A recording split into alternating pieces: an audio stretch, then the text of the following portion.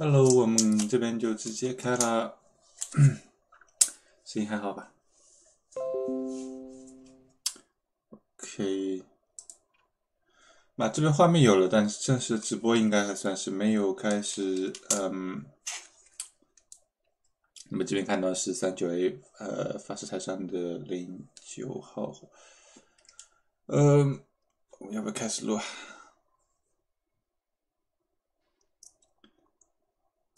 好，我们开始录吧。现在离发射还有17分钟时间。现在看的是 CRS-23任务，也就是 SpaceX 向国际空间站的第23次补给任务。那么 T0 时间呢是3点14分，现在还有17分钟不到的时间。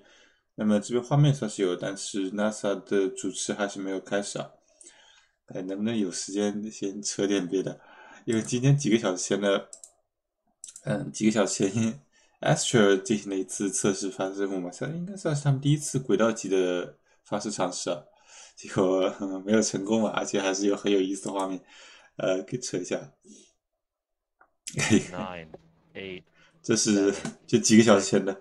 5, 4, 3, 2, 1, Mission 0。他们这个是 Astro 的发射任务啊。等一下，不是这个哈，这是他。结果他发射这是他前一天的发射终止，就是看，这是他之前的发射，看这个画面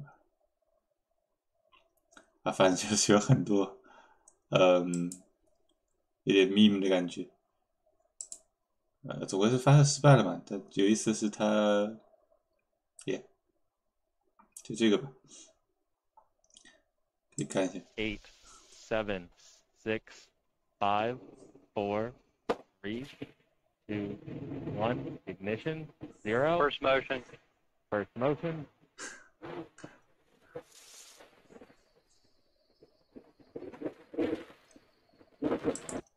就是它发射之后横飞了这个火箭，它也搞了一些很不厚道的秘密，包括这个也蛮好笑的 ，Simpsons。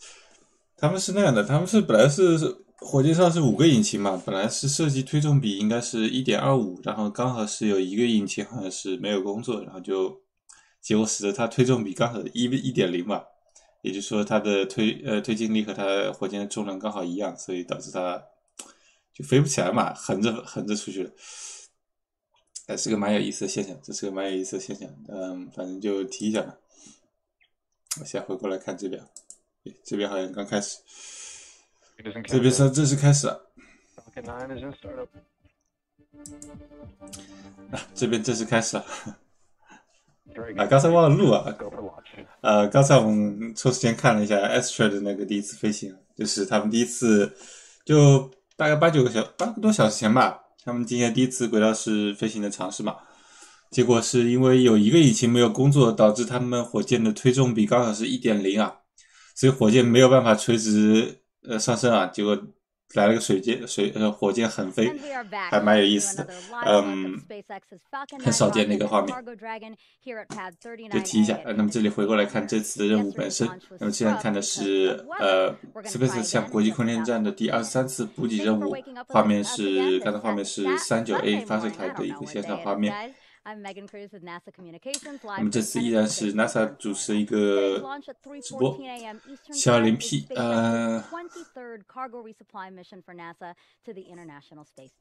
我们把那个字幕往上挪一挪，然后可以不挡到倒计时。太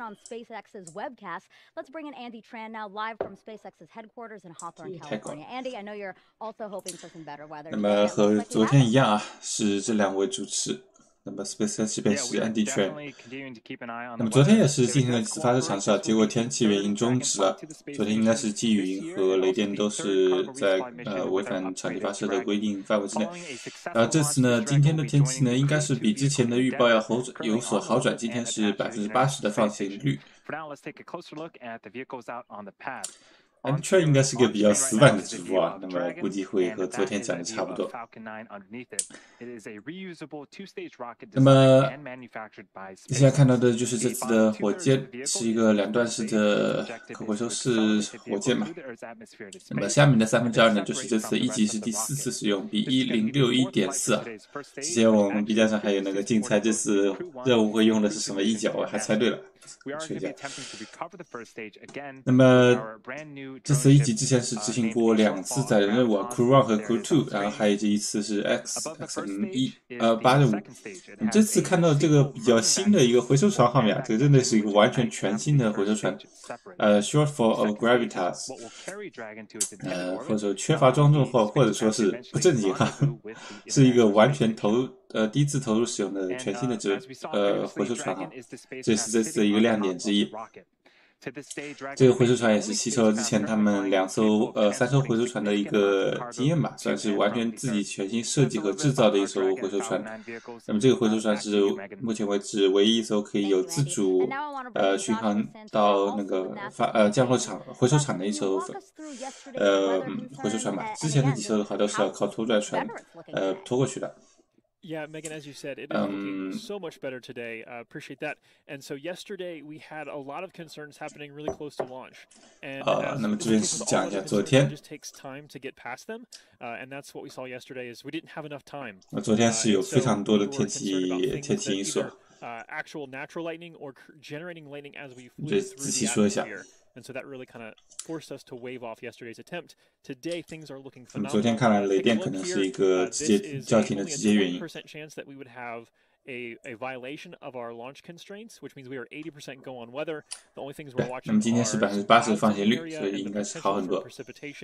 But by and large, we're extremely optimistic now targeting 这里写的2个主要单元因素是积云和飞行路径上有雨。Appreciate Launch Weather Officer Brian Sizik walking us through that.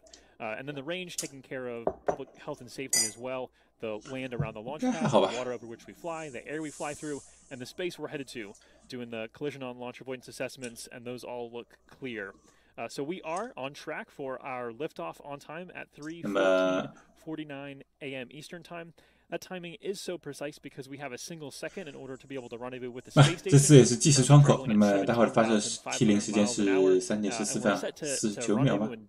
Tomorrow morning, Monday at 11 a.m. Eastern Time, with our coverage beginning at about 9:30 a.m. Eastern Time. 美是会在明天和国际空间站对接。Really quiet, weather looking really solid. Everything is go at this moment. That's it for now. Back to you.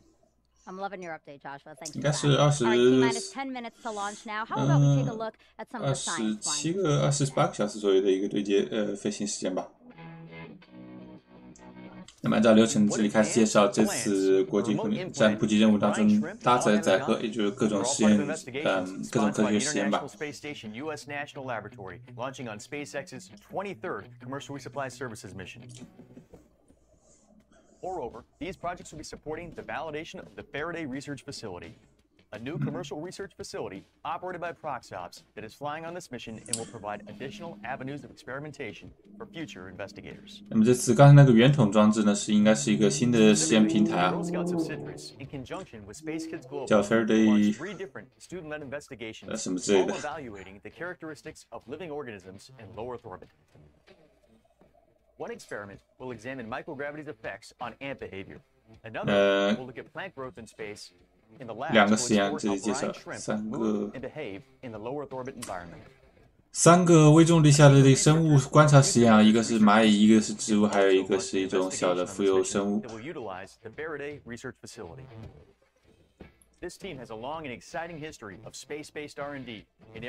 那么刚发上去这个实验平台也是，这里有一个实验叫。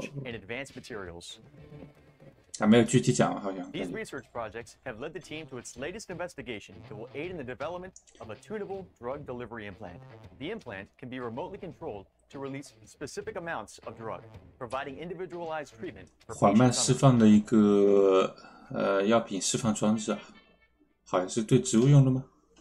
These are only a few of the ISS National Lab sponsored projects. 记得还有一个日本的机械臂，好像也是一个实验，还有一些对骨质疏松的一些长期的一个观察。还有那个植物实验，好像是观察植物在微重力下的一个基因表达会不会受到一种压力的表现，反正是一些很神奇的实验吧。昨天还请了个小女孩，是那个蚂蚁实验的一个参与者之一。今天不知道会不会有，好像没有了。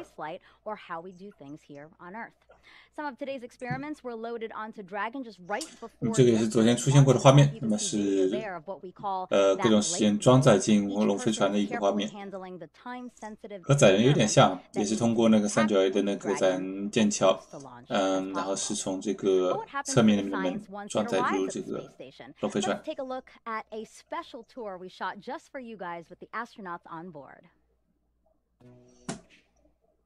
Hello and welcome aboard the International Space Station. 那么是一个现在在国际空间站上的宇航员拍的一个短片。For the SpaceX-23 cargo mission coming up soon, and we're very excited. 那么是介绍一下和这次相关的一个状况吧。这个还是蛮有意思的，主要是蛮少见这种，他们对国际空间站进行一个现场的介绍。Experiments are going to hang out. One of those is called Apex 8, which is going to study the response to stressors at the genetic level of plants. 对，这个对， Now they're going to be really 就刚刚提到的嘛，他们会在从基因表的层面来观察微重力对一些植物生长的影响。Last flight, I got to grow lettuce in here, and we got to actually harvest that and eat it. So that's pretty cool. 但是这是到时候那个植物的培养空间嘛。他说以前在这里种过那个生菜，而且还吃掉了。那么这次是会把实验搭载在这个空间里面。基本上是他们的蔬菜棚吧。So now we're in the U.S. laboratory, which is called Destiny, and this is one of our main areas for conducting science on the International Space Station. One of the things that makes the International Space Station such a versatile research lab are the express racks. There's a couple of them right here over my head, and the cool thing about these is that it allows different researchers from around the world to send up their own payload, and the express rack provides the power and data, cooling, whatever that particular payload needs. One of the new facilities that will be coming up on SpaceX 反正它是一个实验搭载的一个对接空间吧， and it's able to house 4 different experiments at once. 3 of them will house small. 其实就是一个方方正正的一个小空间，然后应该是有电源和各种其他的装置配套好。那么就说跟他们接口配套之后，你可以把它安装在这里。And we'll be able to install that facility into one of our express racks here in the laboratory. 现在他们应该是腾出了那么四个对接空间中的一个，为待会的 CRS-23 任务做准备。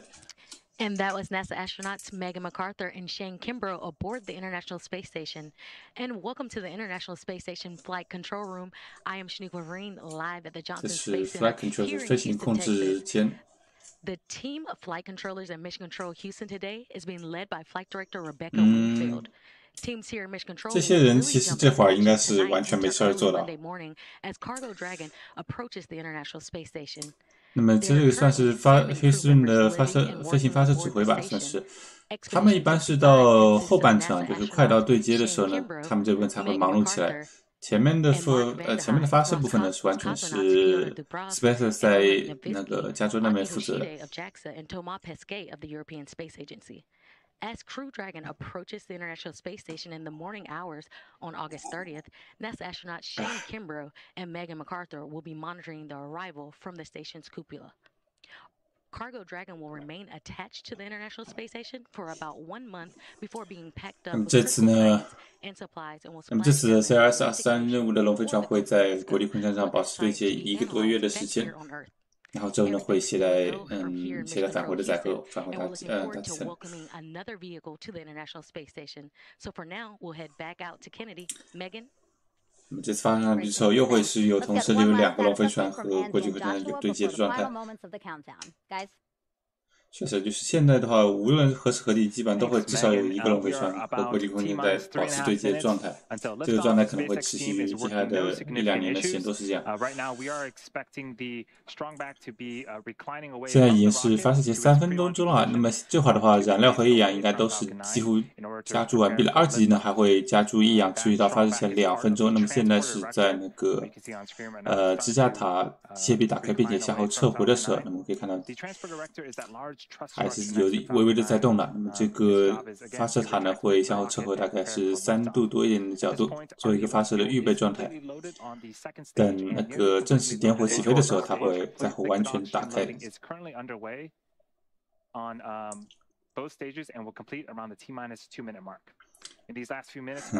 他正在说的时候，那么1级的液氧就已经加注完毕了，然后2级液氧呢还会持续1分钟左右，1分钟不到吧。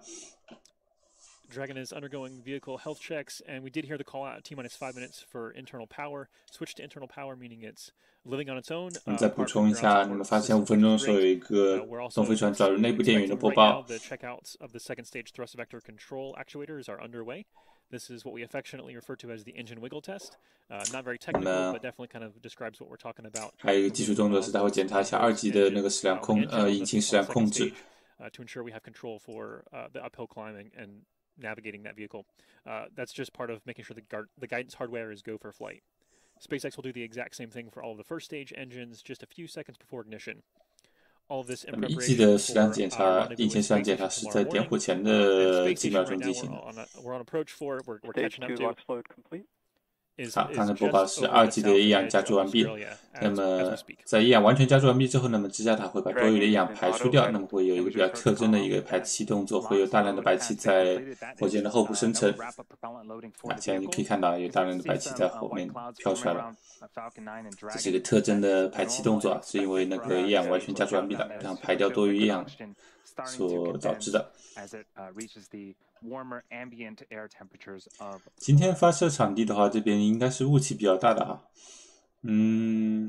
也许也是刚刚那个镜头角度的问题。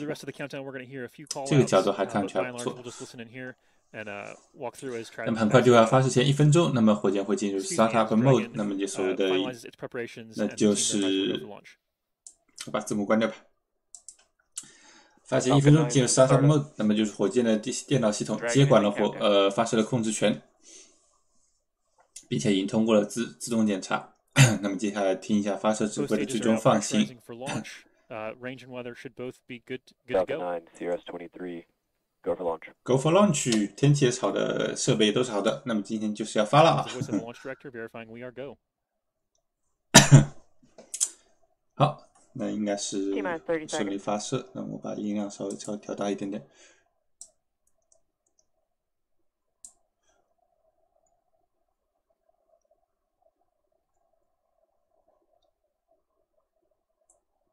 T-minus 15 seconds。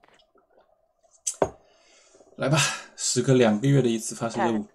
9, 8, 7, 6, 5, 4, 3, 2, 1, 0. Ignition and liftoff. Cargo Dragon takes flight. 点火起飞。 To a crew of 7 aboard the International Space Station.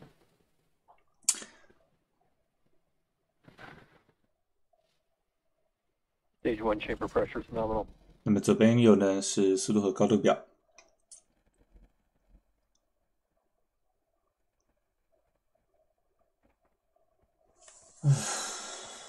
好久没看发射了。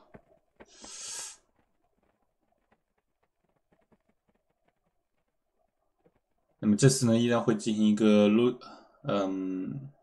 一级会进行一个海面回收，那么也是新回收船Shortfall of Gravitas 的第一次投入使用。我还是比较期待有一个比较好的全新的那个船降画面的。Falcon 9 has cleared the tower and is currently headed to space. 我们现在是发射后1分钟，很快就要到达 Max Q， 也就是最大的空气动压点。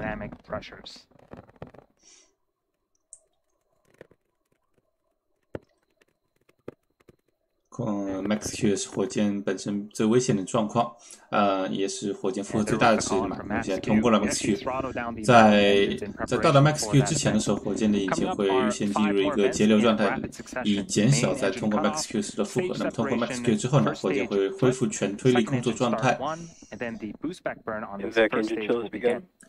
刚播报是2级的引擎预冷却开始啊。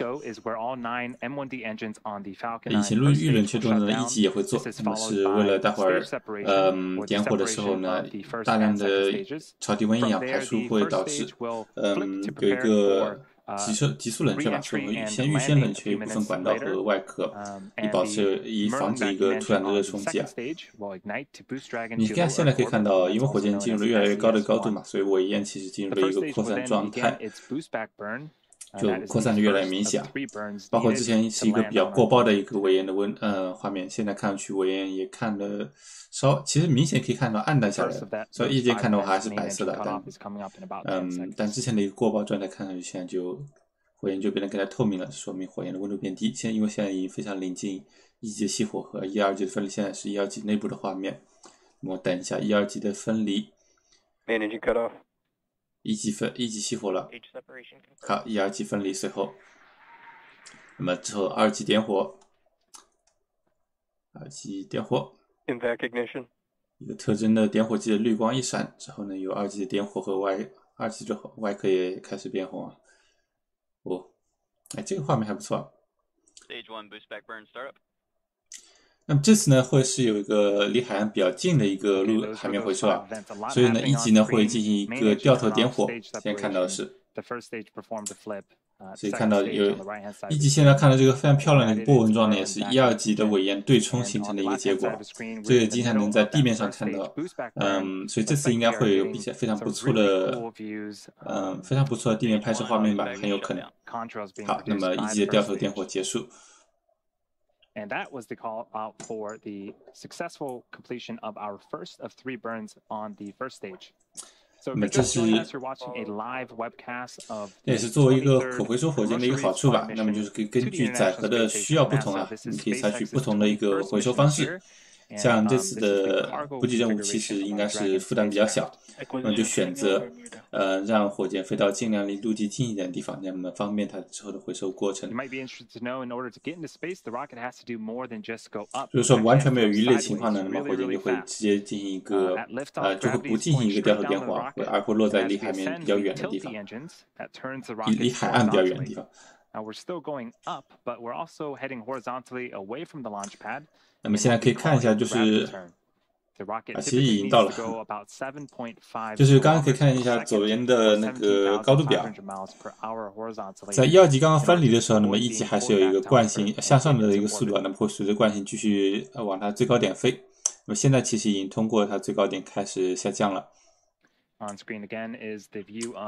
么右边是2级的速度高度表，当然理所当然的，随着2级点火进行当中呢，在增加速度和高度。主要是速度，这个阶段其实火箭主要是在横着飞，所以主要增加的是速度。那么1级呢开始降落到100公里以下了，那么待会儿到70公里不到的时候呢，应该会进行一个载入点火，也就是说是载入大气上升的时候，那么进行一次点火呢，让火箭速降下来，而不至于之后呢过快过热。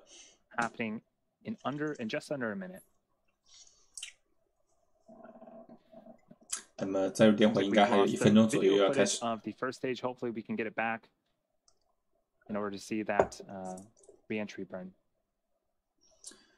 那么镜头应该快切了吧？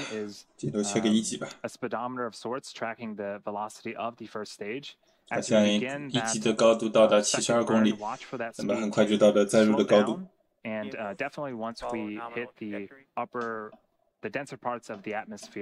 We'll start to see the speed slow down quite significantly. 还不切吗？现在1级的载入点火正在进行当中吗？ Stage 1 entry burn start. 刚开始，还蛮晚的，相当晚这个载入点火。就是刚刚提到的1级的载入点火，我们可以看到，随着这个点火进行，它的速度迅速降低啊，大概要去掉40%左右的速度。20秒不到的一个载入点火。那么之后呢，依然会随着火箭下降过程呢，是靠火箭本身的空气自主和散热度。一般来说还是会继续减速，会以比较小的一个小的减速度吧。会持续减速，然后呢，向着陆船飞去。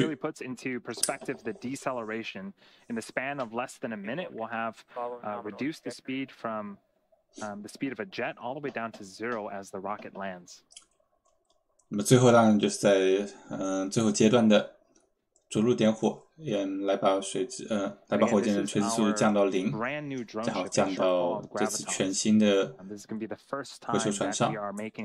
这是第一次使用这艘 Shortfall of Gravitas 不正经号。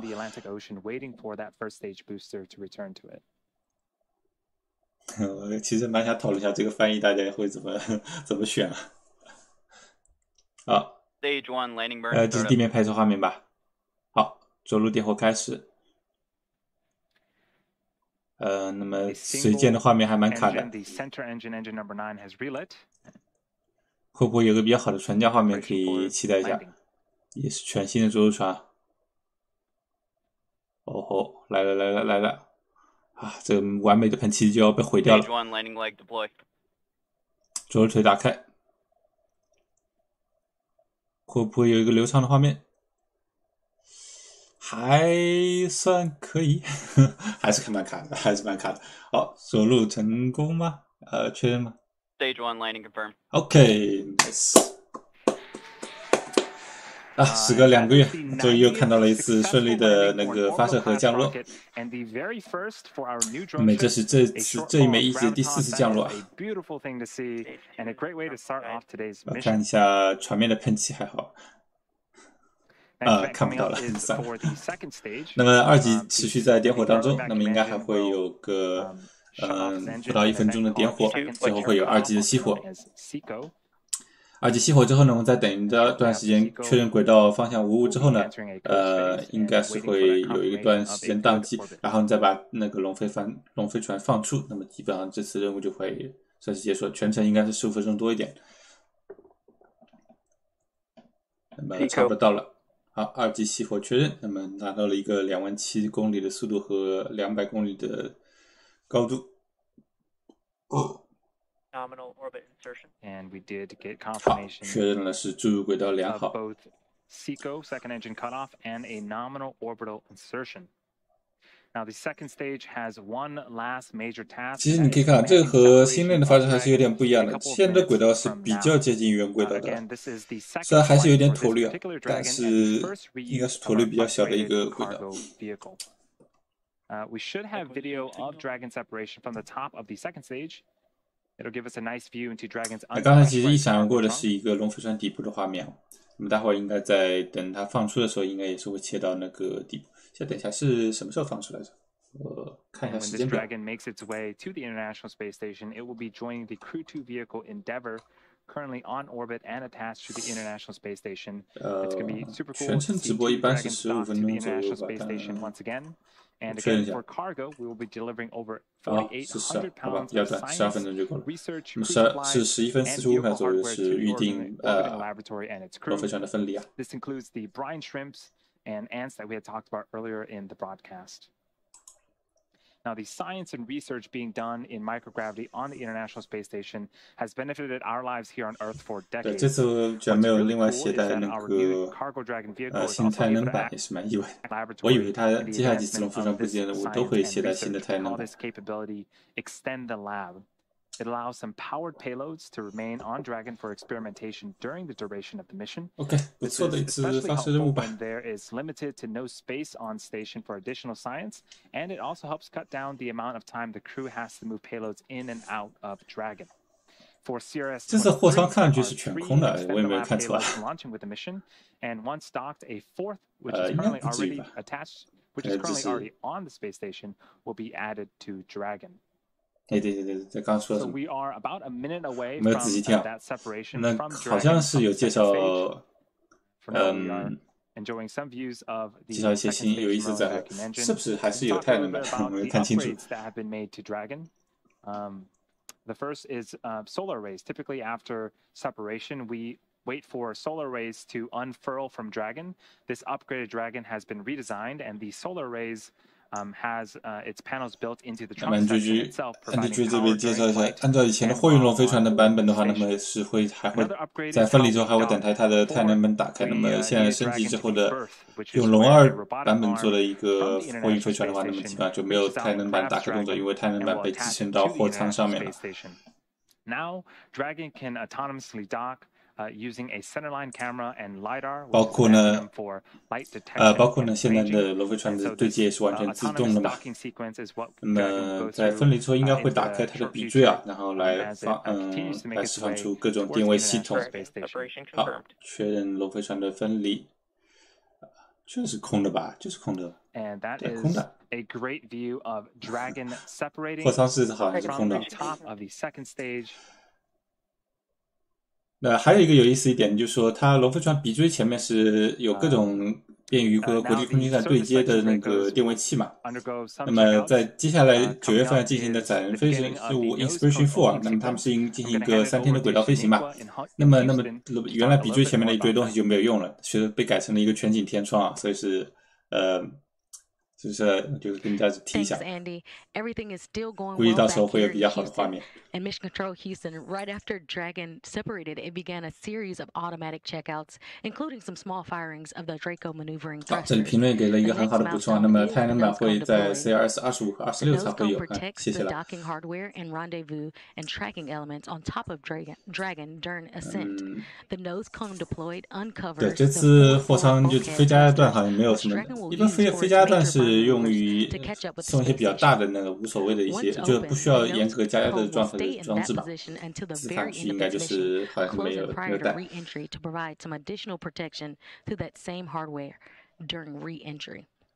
那么这里在评论在讨论那个佛罗里达的因为疫情的缘故的一个液氧短缺啊，那也算一个从来没听过的事情，但好像是有这么回事，就是航空级别的液氧和医用级别的液氧是可以互通的，都是比较高纯度的液氧。所以说现在因为美国的疫情，尤其是佛罗里达这个比较脑残的地方，对吧？疫情一直都很严重，所以好像对航空业的液氧供应稍微有一定的冲击啊。像这种任务应该还是不难确保它的必要的供应。主要这是时隔差不多2个月的空舱的首次任务吧，接下来还可以等待一下，就是下个月的 Inspiration 4应该是比较重头的一个。都可以到时候再看一下。星链的话应该还是要继续耽搁掉一段时间，星链应该是原本计划他们可能在7月底就想再发下一波，但是现在的情况看下来，好像星链是有可能赶得上，就下一版的话就直接把星间链接给用上去了，就之前说这个在做研发当中嘛，他们说不定，我现在的猜测是下一版本的星链可能会就说就是时间上赶得上嘛，就是说所以他们现在选择多等一等，当然也有其中其他各种乱七八糟的问题，包括芯片队员供应短缺和液氧供应短缺等等之类的影响。但主要看上去可能是他们应该是想做星链的大一点的改版，所以说这次星链的发射任务中间间隔时间特别长。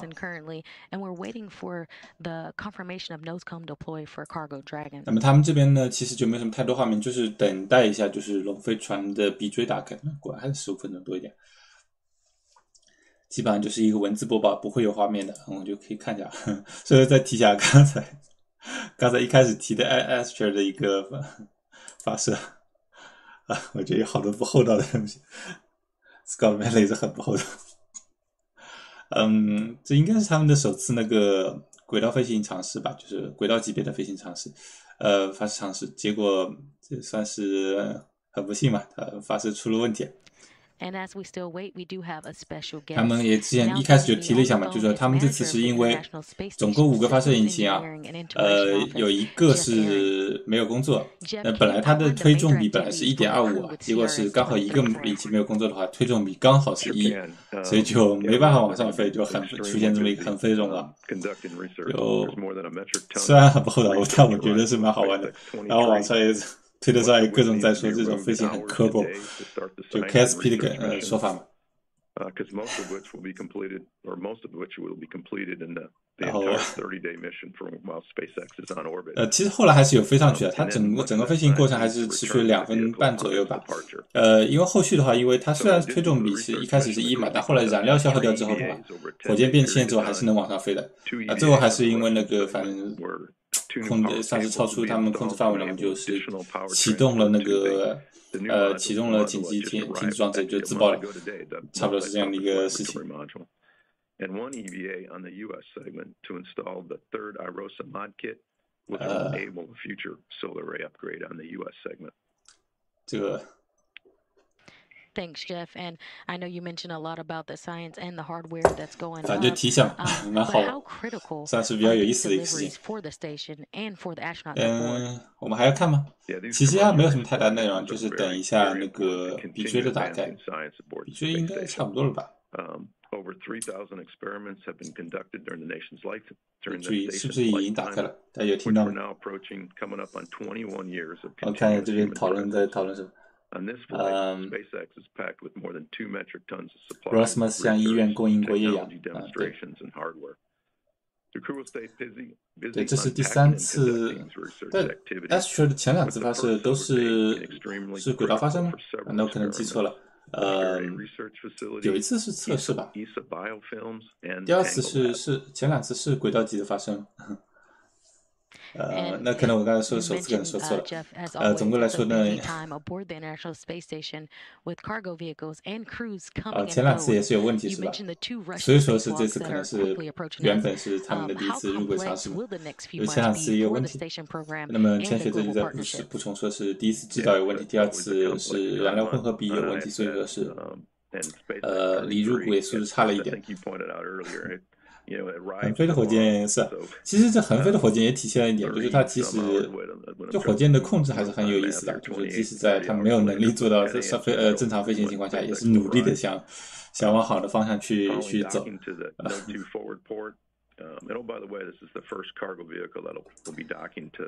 这次 Astro 应该是没有到 Max Q 吧，应该只是坚持了一会儿之后就自爆了，应该就没有 Max Q 的概念了。And although the first EVA isn't until Friday of this week, the crew 对吧？那我们要不就这次就看到这里吧，接下来看就好像是没有什么特别多的内容了。之后的国际空间站对接的话，应该是会 NASA 会进行直播，但是一个非常漫长的过程，顶多就我们发2张图就完了。那这次发任务我们就看到这里吧，大家下次发任务再见吧，好吧？感谢大家的收看，那大家下次见，拜。你说的是 Max 附近，那是按照预定时间上是 Max 附近吧？还是主要来说，像 Astro 这种发射的话，应该就没有真正意义上所谓的 Max Q 的概念。这里还是说什么？飞出了上速，飞出上速能弄出鸟来，就恶心了。大家搞不出吧？应该。Bezos 他最近有2个事情嘛，一个是那个 Human Landing System 的一个上诉，就算上诉吧，就起诉 NASA 是第1次起诉，不算上诉。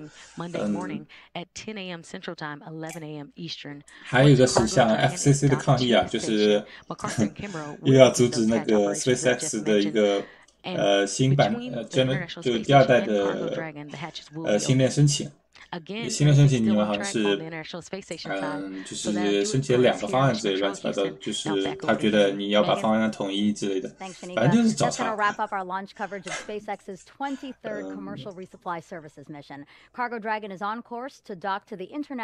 刚才已经有 BJ 打开了，好像应该是确认了 BJ 打开，那么这边 NASA 的官方直播也算是结束了。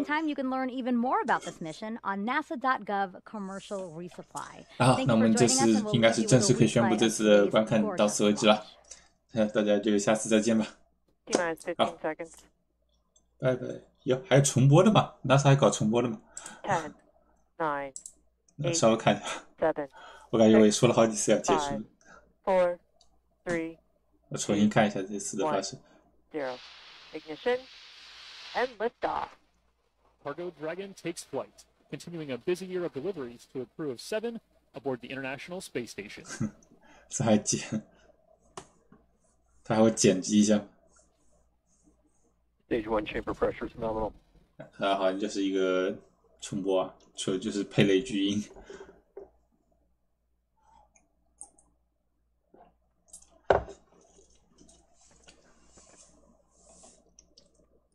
OK， 就到这里为止，那大家下次再见吧，拜拜。